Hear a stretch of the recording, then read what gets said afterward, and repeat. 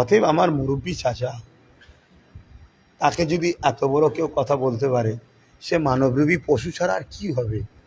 একটা senior most পীর সাহেব, হ্যাঁ, আজকে প্রায় 40-45 বছর ধরে মানুষকে দিনের তালিম দিচ্ছে, জেকের করাচ্ছে, আল্লাহ আল্লাহ জেকের করাচ্ছে, গরিবদের সহযোগিতা করে, দান খায়রাত করে।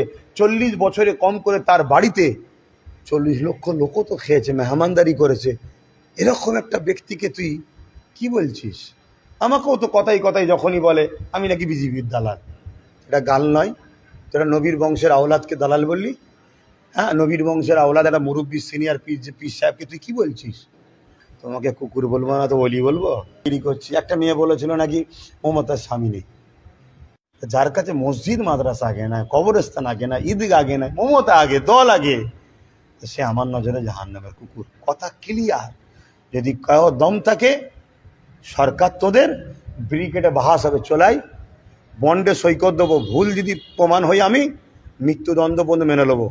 আর যদি সঠিক প্রমাণ হয়, যে কটা দালালি করছিস তোরা স্বীকার হবি যে আমরা এরা ভাড়াটিয়া গোলাম, আমরা মৌলানা নয়, এদের ভাড়াটিয়া গোলাম আমরা। ওয়াকাবলি যখন বলেছিল দিল্লি চলে যাও, এই বেঈমানটা, এই মুশরিকটা, এই জাহান্নামের কুকুরটা, তখন বলেছিলেন আপনারা যে কি বলছিস তুই মুসলমান হয়ে মসজিদ